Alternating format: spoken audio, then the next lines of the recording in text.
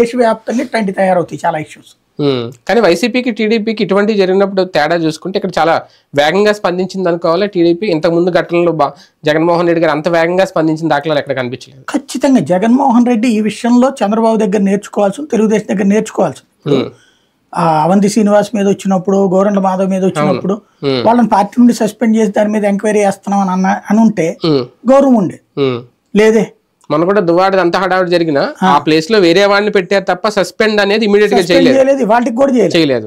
20-30 రోజుల పాటు అది కూడా ఎపిసోడ్ అంతా సినిమా చూసిన టీలు కూడా దాంట్లో టీవీ ఎదురుకుండా చూస్తా కూర్చొని వాళ్ళ భార్య పిల్లలు రోడ్డు ఎక్కారు, ధర్నాలు చేస్తున్నారు, అయినా కూడా చేయలేదు.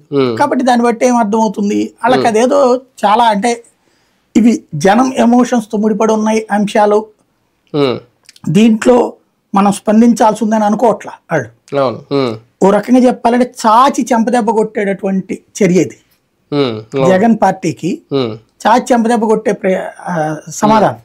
ఇట్లా ఆరోపణ రాగానే అట్లా తీసేసాం అంటే నేను వైసీపీ వాళ్ళు అంటున్నారు ఇది అమ్మాయి ముందు తెలుగుదేశం పార్టీ ఆఫీస్ కూడా కంప్లైంట్ చేస్తే కూడా పట్టించుకోలేదట, తర్వాత మీడియాలోకి వచ్చాక చెప్పారు.